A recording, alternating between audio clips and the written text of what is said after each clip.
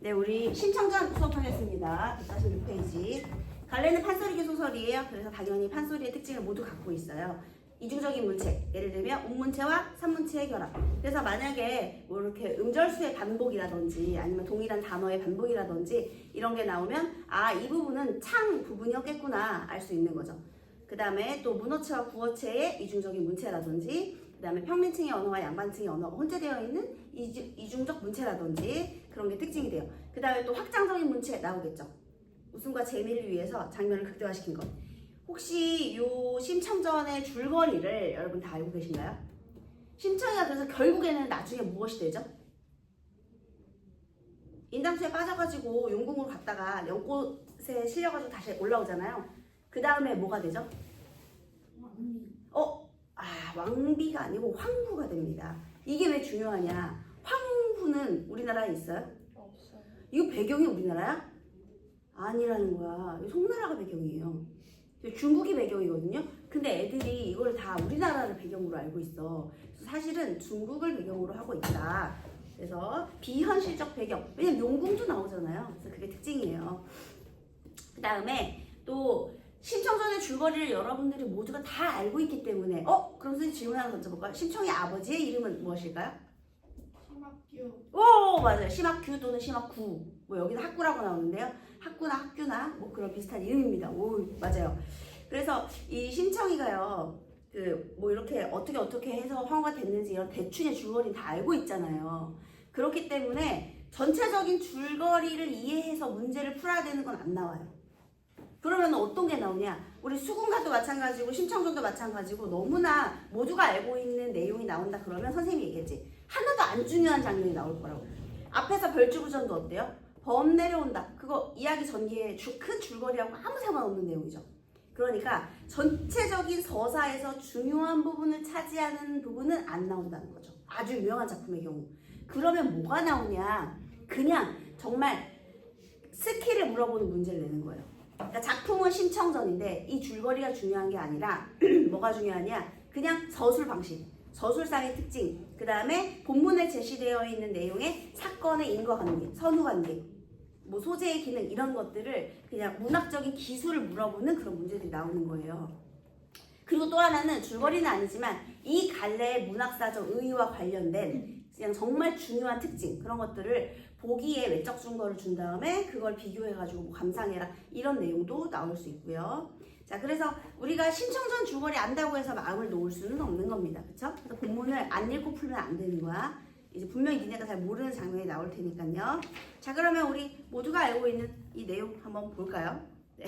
그래서 다 알고 있는데요. 여기에 되게 4번 3번이 끝이 아니고 150쪽에 4번까지 이어지는 거예요. 문제가요. 문제를 한 번씩 딱 살폈다면 이제 본문을 바로 들어가도록 하겠습니다. 원래 있잖아요. 여러분 다 줄거리 아실 테니까 선생님이 아까 배경이 송나라의 배경이라고 그랬잖아요. 송나라의 유리국의 도화동이라는 곳이 있대요.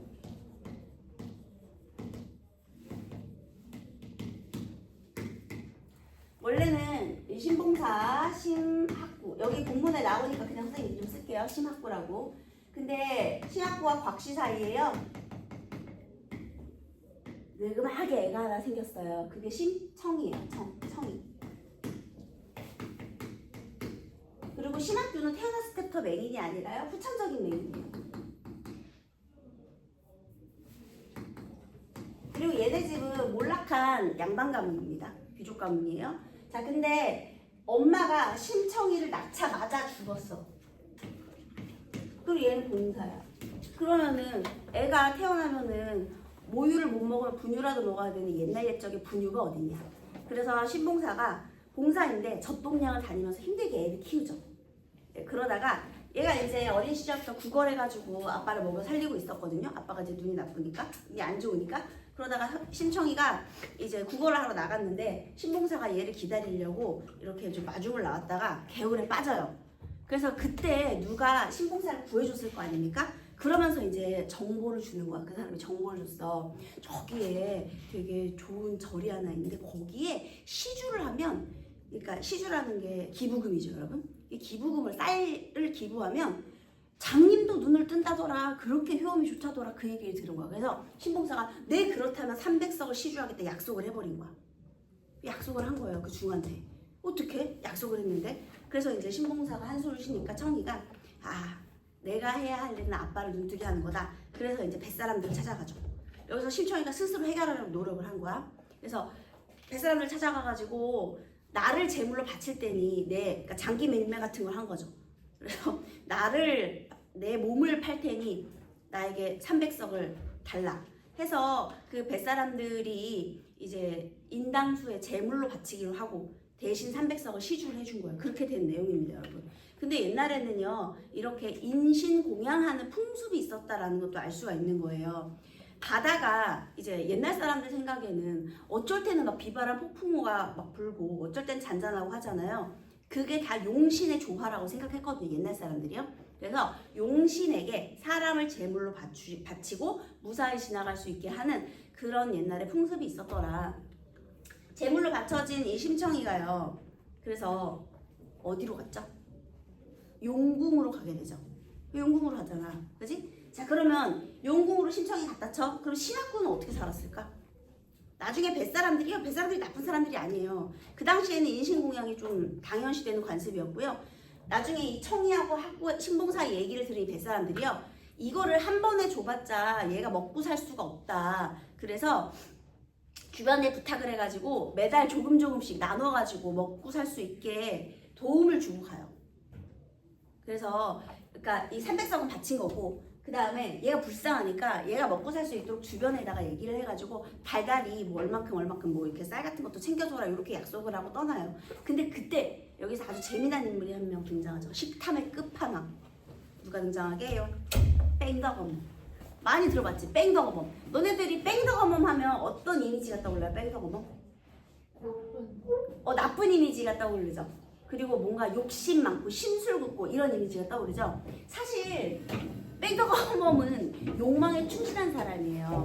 먹고 싶은 거 다 먹고 선생님도 원래 오늘 다이어트를 그저께부터 시작을 하려고 했는데요. 선생님이 요즘 빠진 게 있어요. 여러분 그 까르보나라 납작당면 아세요? 거기에 치즈를 추가해서 조금 30초만 더 돌려가지고 스트링 치즈랑 그 모짜렐라 치즈를 거기다 또 넣어. 2분 40초를 된 다음에 치즈를 또 넣어. 그리고 나서 돌려. 그럼 뭐 너 칼로리 때문에 지금 후후 하는 거야? 그 정도까지 아니에요. 그게 너무 맛있어. 요즘에 밥에 자꾸 따르고 그 납작당면을 하고 있는데 이렇게 먹고 싶은 건 먹어야지 어떻게. 욕망에 충실한 인물입니다. 뺑덕 엄마가요. 그래서요 여기에 신청이는 이제 용궁으로 떠났고요. 심학교를 찾아온 뺑덕어멈. 뭐 뜯어먹을 게 있나 하고 온 거예요. 그런데 여러분 이 뺑덕어멈이 등장하는 장면이 지금 우리 앞에서 그 수군가에서 따지면 그 호랑이 등장하는 장면이랑 비슷하거든요. 이게 꼭 그렇게 되게 중요한 장면 아닌데 여기서 장면의 극대화가 많이 나와요. 왜냐면 뺑덕어멈이 하는 짓이 재미있거든요. 그래서 얘가 막 식탐을 막 부리고 이렇게 하는데 여기서도 또 주제의식이 무조건 이 나쁜 년이 얘를 망쳤는 애가 아니라요. 얘는 굉장히 욕망에 충실한 인물, 본능에 충실한 인물이라서요. 그 욕망을 약간 긍정하는 듯한 그런 표현도 있어요. 그래서 여기 본능과 욕망에 충실한 인간형을 제시했다. 이런 것들도 특징이 되겠죠. 여기 장면에 그때가 두드러진 장면. 그래서 만약에 심청전이 나오면 이 뺑덕어멈 나오는 장면이 나올 수도 있을 것 같아요. 만약에 이게 연계가 된다면요.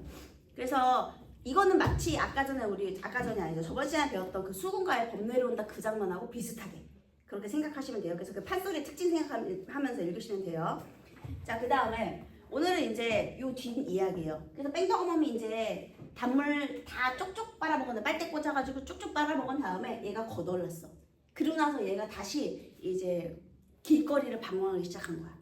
이제 방랑 생활을 시작한 거죠. 뺑덕어멈 다시 떠나고요. 그 다음에 신청이가 용궁에 갔다가 아버지가 그려서 막 우니까 용궁에서 3년 정도 지낸 다음에 얘를 다시 올려줘요. 그래서 원래 빠졌던 그 자리 있죠. 인당수 연못. 거기에 이게 큰 연못에 이게 큰 연꽃에 둘러싸여가지고 심청이가 나와요.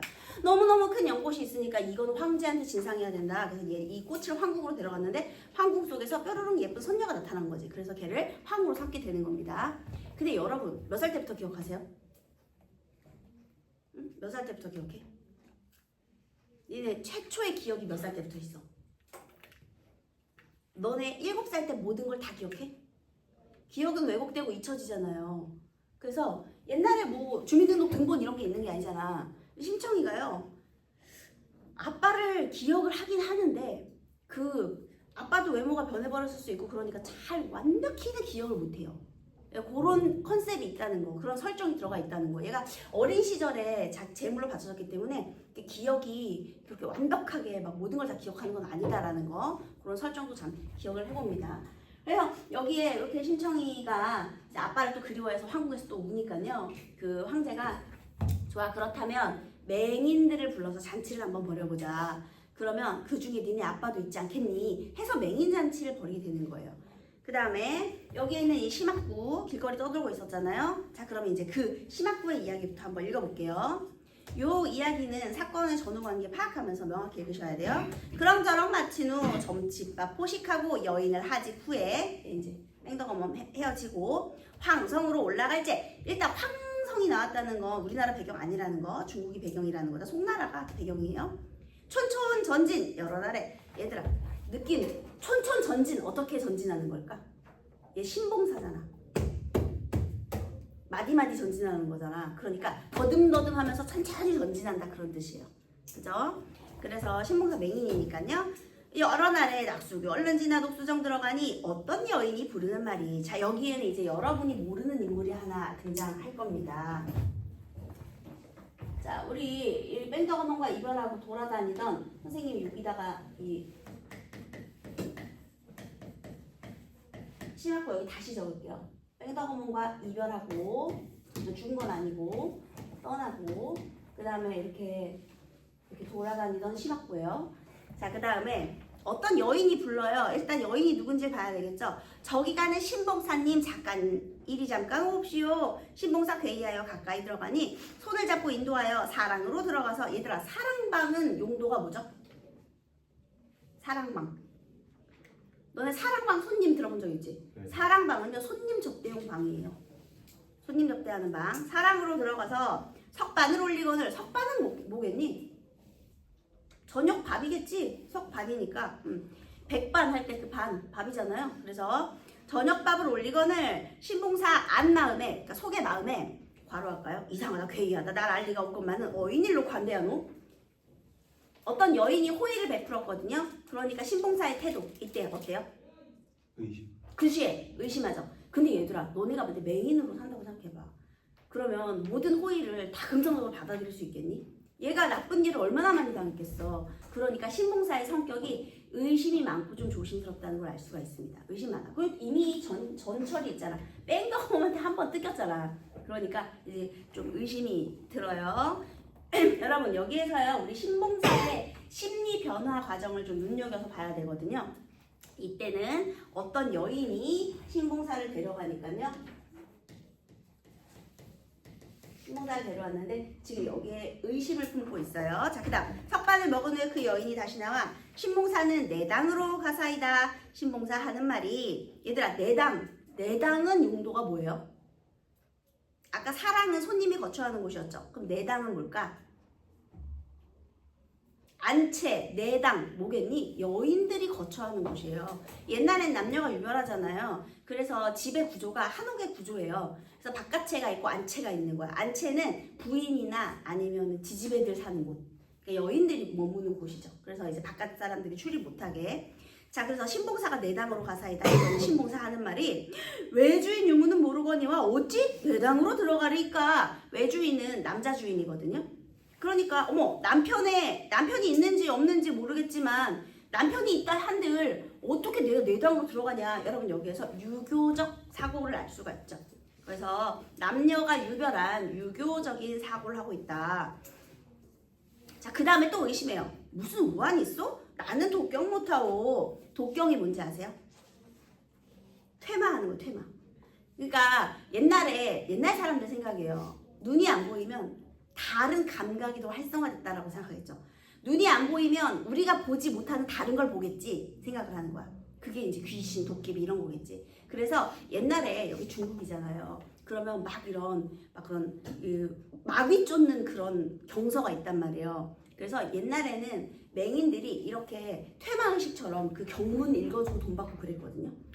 그래서 얘가 자기를 내당으로 데려가려고 하니까 또 의심하는 거야. 아, 얘 혹시 무슨 퇴마의식 같은 거 필요한가? 근데 아우, 난 독경 읽는 그런 맹인 아니다. 난 그거 못한다. 이렇게 되는 거예요. 이해했죠? 그 여인이 대답할 때 잠만 말고 가사이다. 끌려 들어가면 생각하되 또 바로 할게요. 내가 아마도 음란 중에 드나 보다. 아니 갑자기 막 혹시나 다른 오해라도 받으면 내가 어떡해. 그치? 지금 여기서 내 눈이 안 보니까 얼마나 불안하겠니. 내가 지금 끌려갖고 내당으로 갔는데 이거 다른 사람들이 보면은 오히려 막 나를 이상하게 몰고 갈 거 아니야. 그러니까 막 걱정하는 거야. 여기서 걱정, 불안 적으세요. 처음에 의심했고 이제 걱정하고 불안하죠. 대청에 올라가서 좌상에 앉은 후에 동편에 한 여인이 하는 말이 자 내당에 들어갔더니 아까 어떤 여인하고 다른 거예요. 어떤 여인은 심부름으로 온 거고요. 진짜 주인공이 바로 이 한 여인이에요. 한 여인.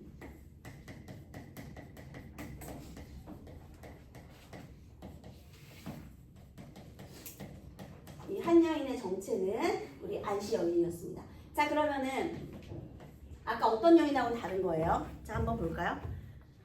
신봉사지요. 나를 어찌 아시리오마는 아는 돌이 있으리요. 내 성은 안시요. 황성에서 사옵더니 불행하여 부모 구몰하옵심에. 자 부모 구몰했다. 두 분 다 돌아가셨다라고 주석 달려있죠. 그래서 부모님이 돌아가시고 노복이 산망하고, 노복은 남자 노비거든요. 그래서 남자 노비가 흩어지고 이 집을 지키오나 신년, 지금 나이 25세 되도록 정혼치 못하옵고, 왜냐하면 여기서 점서를 배워 평생을 아는지라. 그래서 사실은 얘도 맹인이거든요. 그래서 얘가 지금 부모님이 돌아가셨기 때문에, 원래는 결혼 혼사 같은 것들은 보통 부모님이 주관하는 거잖아요. 근데 얘들아 25세인데 25세면 완전 노처녀. 너네 옛날에 춘향이가 이몽룡 만났을 때 당시 나이가 몇 살이야? 이팔 청춘이 몇 살이야? 이팔은?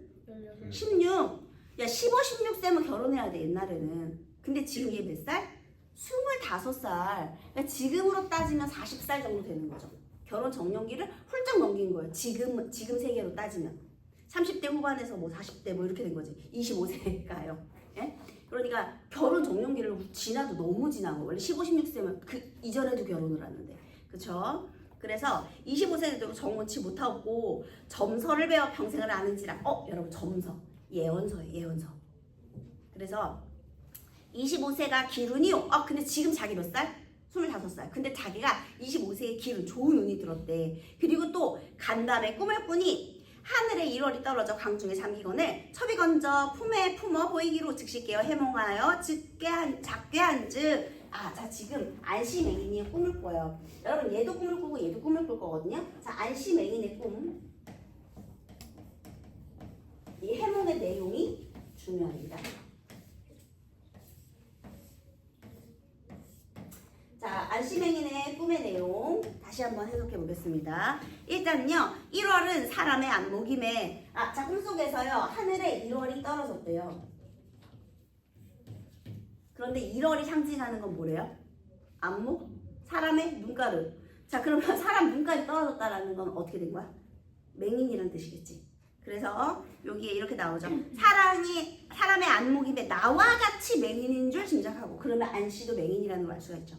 자, 그래서 1월이 떨어졌다. 이것은 뭘 의미한다? 맹인을 의미한다. 이 부분. 그 다음 물에 잠겨 보였음에 성자는 심시인 줄 짐작하여. 그 다음에 여기에 이 1월이 물에 잠겼다고 했잖아요. 태양과 달이 물에 잠겼대. 그런데 자 여기서 남편의 성씨. 성씨는 신이로다. 이거 어떻게 된 건지 아세요? 여기 잠기다가 침자거든요, 여러분. 그런데 한자가 이렇게 쓰는 거예요. 물수면에다가요. 이렇게 쓰거든요. 자, 요 글자가 잠길 침이고, 여기다가 쓰면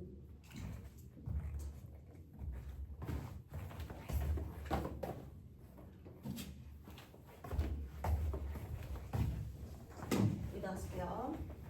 자, 성씨가 심이다라는 것은 이게 첫 번째 잠길 침. 그리고 이 침자는요, 성씨 심. 너네 그 쇠 금자 있잖아. 금자가 성씨로 쓰이면 뭐가 돼? 김. 그거랑 똑같아. 침도 되고 심도 되는 거야. 이렇게. 그래서 물에 잠긴다 그러면 요 한자 풀이를 해보니 이게 남편의 내 남편이 될 인연이 될 사람의 성씨가 심이로구나. 이걸 이렇게 해석을 한 거예요. 예. 그 다음에 그래서 12를 내어보내. 그러면 아까 이 어떤 여인이나 안씨 여인이 12를 내어보낸 거죠. 안씨 여인은 10이었던 거예요. 그래서 얘를 데려오게 한 거죠. 얘는 별로 중요한 역할이 아니고 이제 안시맹이 중요한 역할을 하는 거예요. 그 다음에 물에 담겨서 이제 그렇게 알았고요. 그 다음에 12를 내어보내 문전으로 가는 맹인을 차례로 묻잡더니 천우신조하여 금일 상봉하오니 연분인가 하나이다. 그래서요 지나가는 맹인한테 성을 다 물어본 거예요. 혹시 성씨가 무엇이오? 성씨가 무엇이오? 해가지고 찾았다! 심씨 신봉사! 해가지고 데려온 거죠. 첩이 비록 용우하나 어리석으나 버리시지 아니한다면 군자를 받들 것이니 군자의 의향 어떠하오리까? 그러니까 너가 나 거부하지 않으면 우리가 어떻게 100년회로 한번 맺어볼까? 2년 맺어볼까? 하는 거죠. 신봉사가 미소 다발 웃으며 말하기를 말씀은 좋거니와 그러기가 쉬우리까. 역시나 어때? 이 괄호가 또 말씀은 좋거니와 그러기가 쉬우리까. 어이구 나한테 이런 복덩이가 이게 아니죠 여러분. 또 뭐해? 의심한 성격이요. 그래서 안시맹인 12 불러 주찬을 나오게 하고 요거 봐라. 요 새끼 안 넘어오네. 자 이제 필요한 게 뭐예요? 술입니다. 그래서 주찬을 내오게 합니다. 술과 반찬을 내오게 했어요. 안주를. 그 다음에 거주와 그동안의 일을 묻건을 신봉사 전후 신세를 낱낱이 말한 후에 방송통곡 슬퍼하니 146조. 그러니까 이제 뭐 하는 거야? 그동안 어떻게 살아왔어? 하면서 이제 호구조사 시작하는 거죠. 어이구 그래서 힘들었겠네. 오구 이렇게 위로를 해주는 거예요. 근데 둘 다 맹인이잖아요. 그러면 분명 통하는 게 있겠죠. 힘든 생활에 이제 어떤 점이 힘든지 이런 거 잘 공감이 잘 되겠죠. 그래서 방송통곡 슬퍼하니 안시맹인이 위로하고 통했네. 그날 밤 함께 잔 후에 신봉사 아침 전에 일어나 수심으로 앉았거늘 안씨 위여인 위로하여 묻는 말이 요 여자 대단한 여자예요. 파워제이야 파워제이. 자 여러분 이 안시맹인과 심학구가 지금 서로 인연을 맺게 되는 역할이잖아요. 그런데 안시맹인이 우리 여기에서 그래서요 첩이 건져 품에 보이기로. 첩이 건져 품에 보인다. 첩이 이거를 건졌잖아요. 꿈에서 안시맹인이 건졌잖아. 이것은 결연. 이걸 내가 받았으니까 결연된 거잖아요. 자 그럼 이 꿈의 기능 한번 볼까요? 안시맹인이 이 꿈을 통해서 앞날을 예측했네. 앞으로 일어날 사건 전개 암시하는 걸 뭐라 해요? 복선. 그치? 그 다음에요. 결국 이 꿈 때문에 시비를 시켜서 심학교를 데려오게 한 거잖아요. 그러니까 이 꿈은요. 안시맹인이 행동하는 이 행동의 개연성을 부여하는 거예요. 그래서 안시의 행동에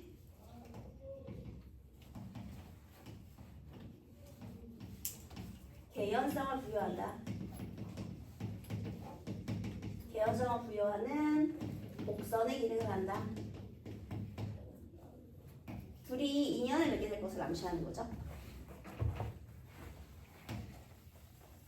이게 안시맹인의 꿈의 역할이에요. 네, 그 다음에요. 처음에는 이 심학부에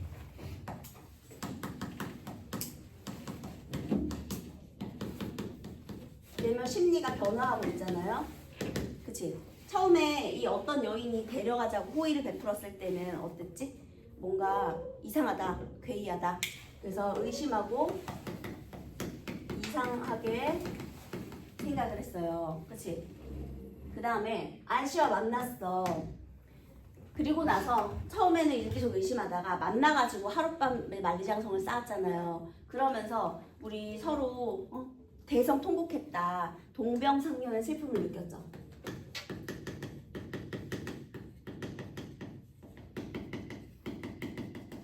여러분, 만약에 이게 판소리였다면 처음에 이 내면 심리 변화, 의심하고 이상해. 만약에 이런 내용이 나와. 그럼 독자로 하여금 얘는 긴장감을 주니 이완하게 하니.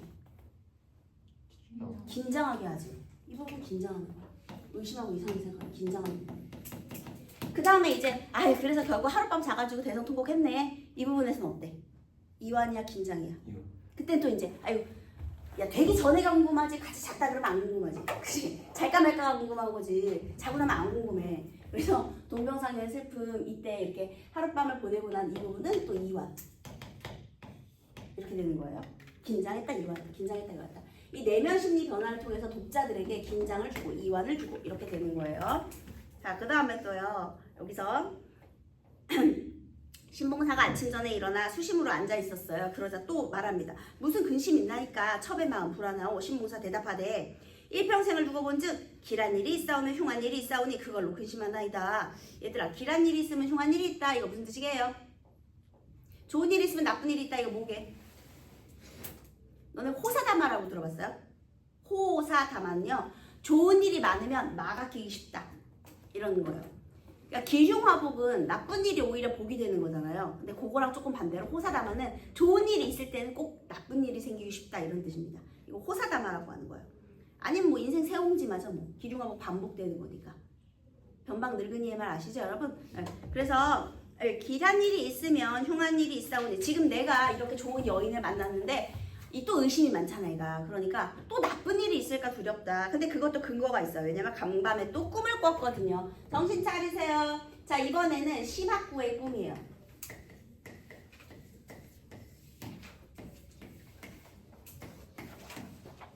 이 꿈의 역할도 또 중요합니다. 이제 심학구의 꿈 한번 볼까요? 간밤에 꿈을 꾸니 불 속에 들었더니 자 먼저 불 속에 들어있대요. 으악! 그 다음에 가죽을 벗겨 북을 메우고 내가 불 속에서 막 고통을 받았어. 그런데 그 가죽으로 내 살가죽으로 북을 만들었대. 북을 메웠대. 내 살가죽을 벗겨서 야 꿈이지만 너무 끔찍하지 않니? 일단 불 속에서 고통받는 불 속에 타는 것도 불 속에 들어가는 것도 힘들어 죽겠는데 내 가죽으로 북을 만들었대잖아. 그 다음에 또 잎이 떨어져 보인대요. 아무리 생각하되 이 신봉사 생각에는 이거 무슨 꿈이야? 죽는 꿈이다. 그래서요 이 꿈의 해석인데요. 이거를 신봉사는 자신의 죽음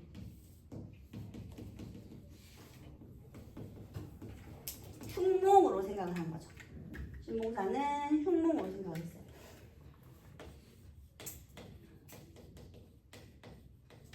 그런데 아내의 생각은 다릅니다. 얘는 아까 전에 근데 이것도 근거가 있는 게 나는 독경할 줄 모르고 했죠. 근데 얘는 점서에 통달했다고 했잖아. 점서를 배웠다고 했잖아. 얘 말이 좀 더 신빙성 있죠? 볼까요? 안씨 부인이 해몽하되 신재희중타가 거피 잡고 하니 여러분 신재희중이라는 것은요. 아 미안해요. 이것은 뭐냐면요. 요거는 불 속에 들었더니 아까 그 부분이거든요. 여러분 이거 판소리계 소설의 특징 중에 뭐에 해당이 될까요? 똑같은 말인데 똑같은 말 반복하기 싫어가지고 한자를 풀어주고 있네. 이, 중, 적, 문치에 해당이 되죠. 같은 말의 반복을 피하고 그 다음에 이렇게 고유어로 한번 그러니까 일반 우리 그 한글로 한번 설명하고 그다음 한자로 한번 설명하고 그래서 이렇게 고유어와 한자어가 같이 사용이 되는 우리 판소리계 소설의 특징입니다. 그리고 또 하나의 효과는 같은 말 반복하는 걸 피하죠. 그죠? 지루하지 않게. 자, 그래서 지금 여기 불 속에 들었다가 거피 잡고 하니 얘들아 거피 잡고라는 것은 가죽을 벗겨 북을 메운다 그런 뜻이에요. 가죽을 벗겨서 불을 메우니 입궁지상이요. 자, 그런데 이 부인은 얘를 어떻게 해석했냐면요. 불 속에 들어가서 가죽 북을 메우는 거는 입궁으로 해석을 한 거예요. 왜냐면 얘들아 북을 칠 때 좋은 일이 있을 때 북을 치죠. 그죠? 그런데 내 몸이 새로 태어나가지고 북이 된 거잖아. 그러니까 얘는 그거를 입궁의 뜻으로 해석을 한 거예요. 그 다음 낙엽이 뿌리로 돌아가니 자녀를 상봉할 것이다. 이거 낙엽이 뿌리로 돌아가니 자녀 상봉. 우와 엄청 용한데? 우리도 가서 점 보고 싶죠?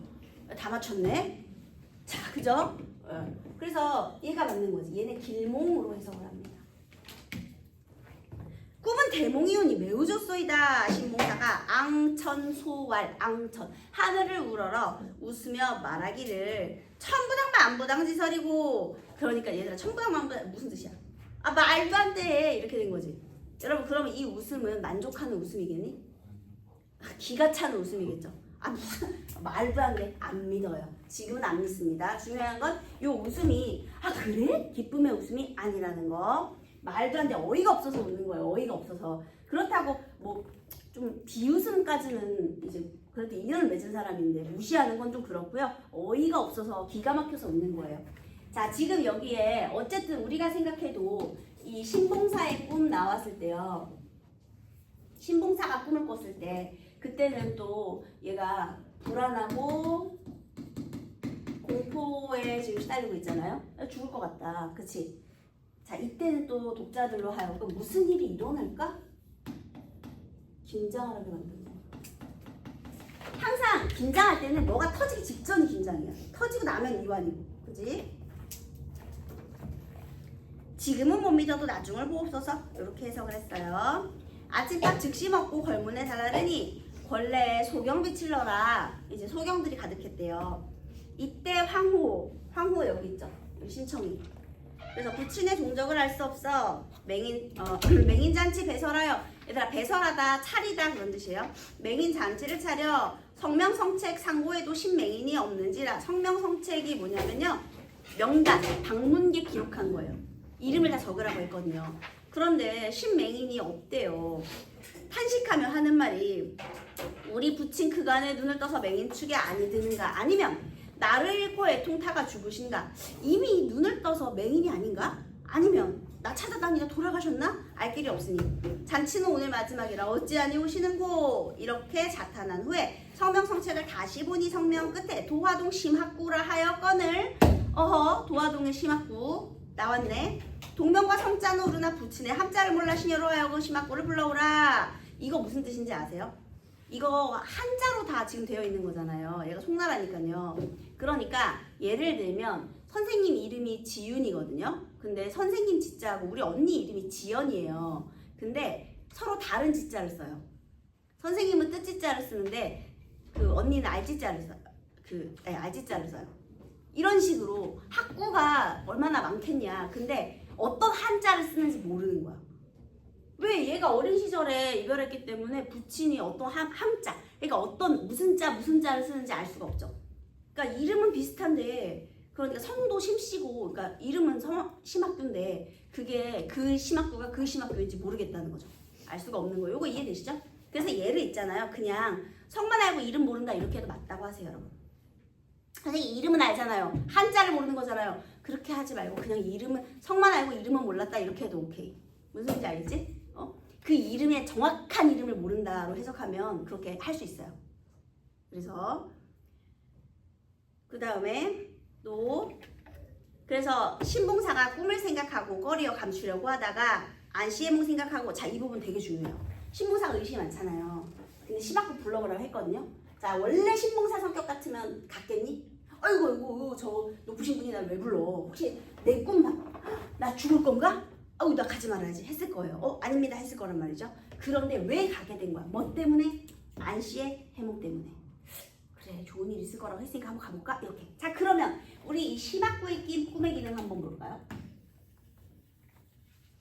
이 심학구가 원래는 안 갈 거였는데 이 안씨의 길몽 덕분에 신청이를 만나러 가잖아요. 그쵸? 그래서요 요 심학구의 꿈도 역시나 우리 이 심학구의 행동에 개연성을 부여하는 장치, 독선의 역할을 하게 됩니다. 똑같이 이렇게. 그래서 내가 신봉사요. 신봉사 인도하여 내전으로 들어가니, 내전이니까 이제 중궁전 이런 거겠죠. 부친 용모 방불하다 비슷하다는 뜻이에요. 방불하다라는 건. 용모가 비슷해. 근데 자세히 알 길 없어 물으시되 처자가 있느냐. 신봉사가 엎드려 말하기를 중년에 상처하고 상처라는 거는 부인을 여의었다 이런 뜻이에요. 말년에 따라다 주었더니 요교한 중의 말을 믿어 아비는 눈뜨기를 원하 300석의 몸을 팔러 인당수에 죽사오는 눈도 못도 없고 자식만 일어나이다. 아버지가 정확하죠. 그렇잖아요. 그래서 이 얘기를 딱 듣고 세세히 하려니 황후가 이 말을 들으시면 부친이 분명하다. 이제 이 말을 듣고 확신을 하게 된 거예요. 자 그래서요 드디어 둘이 재회를 했네. 자, 제외하고 나면 너무나 기쁘겠죠. 그래서 아이고 드디어 만났다. 이완되는 거죠. 그래서 긴장과 이완이 이렇게 반복이 되고 있어요. 우리 신봉사의 심리에 따라서 독자들도요. 자, 그래서 이제 드디어 만나겠네. 버선발로 뛰어나 아부친목을 후려안고 실성통곡하는 말이 아버님 살아왔소. 인당수에 죽을 심청 살았으니 어서 급히 눈을 떠서 나의 얼굴 보옵소서. 애중하던 외딸을 자취 없이 잃고 어이 진정이 계시며 그 고생을 어이하셨나이까. 알뜰이도 보고 싶고 알뜰이도 그리워라. 알뜰이라는 거 그냥 참되게 뭐 이렇게 진실하게 이렇게 생각하시면 되겠어요. 슬프다 아버님아 불효여식 다 보옵소서. 신봉사가 이 말 듣고 어따 이 말이 웬 말이냐. 대경하여 두 눈을 번쩍 뜨니 여기 네모하겠습니다. 백일이 광명하여 천지가 명랑하다. 네모. 어떻게 한 거예요? 거기 드간 적으세요. 드간. 맹인 드간 설화를 바탕으로 하고 있잖아요. 그쵸? 갑자기 아이고 아버지 내 얼굴 좀 보시오 하니까 갑자기 어디 내 딸 보자 하고 눈을 번쩍 뜬 거예요. 네, 저는 이 정도입니다. 딸의 얼굴 살펴보니 갑자 4월 11일 알보다 선녀가 분명하다. 이거 뭐냐면요. 얘네가 늙음하게 이 심청이 나을 때 꿈을 꾸고 낳거든요. 선녀의 꿈을 꾸고. 근데 그 꿈속 선녀의 얼굴하고 똑같다는 거예요. 딸의 목을 덥석 안고 일일이 하는 말이 불쌍하다. 너의 모친 영별 후에 명원 이별 후에 15년을 눈물로 너를 일러 1조 하루아침에 잃고 3, 4년 고생다가 그러니까 15살 때 빠진 거죠. 인당수에. 그리고 또 3, 4년 시간이 흘렀고요. 여기 와서 너를 만나고 눈을 뜨니 꿈이냐 생시냐. 슬프고 즐겨하는 양을 어찌다 형언할꼬. 춤 이런 거는 그 편집자적 논평인 거 아시죠? 서술자의 개입. 춤을 추며 노래하되 죽은 딸을 다시 보니 인도환생이 아닌가. 인도환생이라는 건 사람이 죽었다가 다시 태어나는 거예요. 그러니까 마치 새 삶을 얻은 것 같다라는 거죠. 가문 눈을 다시 뜨니 대명천지 밝았어라. 부중생 남중생녀 나를 두고 이름이다. 그러니까 열아들 안 부럽다. 잘 키운 딸 열아들 안 부럽다. 지금 말로 하면 그런 뜻이에요. 네, 딸이 최고다. 지화자 좋으시고 하면서 굉장히 기뻐하는 장면이 되겠네요. 자, 1번 한 여인에 대한 설명으로 적절한 것은 한 여인이 안시맹인이잖아요. 정답은 당연히 3번. 그 다음에 기억과 니은 이 꿈의 기능인데요. 예, 요거 정답은 당연히 4번일 거예요. 한번 풀어보세요. 3번 볼게요, 여러분. 판소리 항류의 다양한 방식 중 하나로 감상문을 쓰는 게 있대요. 판소리를 보고 나서 그 다음에 감상문을 한시로 쓰는 거야. 그래서 가를 한번 볼까요? 장사배가 한데 모여 강의 신령에 구슬하니 하늘이 낸 효녀는 육신을 팔기를 원했다네. 이거 줄거리 요약해 주는 거죠. 재물은 천재 조화에 참여하여 죽은 자 환생하고 맹이 눈뜨겠네. 여러분 우리 감상문 중에 이런 거 제일 싫어하는 감상문이야. 뭐게? 내용 스포형. 다 알려줘. 아이씨 결말까지 다 알려줘. 그래서 아니 그 인당수에 빠졌다가 죽은 자 환생하고 다시 살아나가지고 나중에는 만나고 이거 뭐야 이런 댓글은 안 됩니다. 이거 잘못됐어요. 그죠? 그래서 내용 스포를 다 해줬죠. 자, 그 다음에 나 효성스런 딸이 아비의 가난으로 육신을 바치기를 원하니 장사패 따라가 물의 신령에게 시집 보내줬다래. 꽃봉오리 하늘이 보아여 황후가 되고 잔치가 끝나자 맑은 눈동자 아비를 알아보았네. 그래서 여기에 아빠가 눈 뜬 그 마지막 결말까지는 아니지만 얘도 또 내용을 줄거리로 요약해주고 있죠.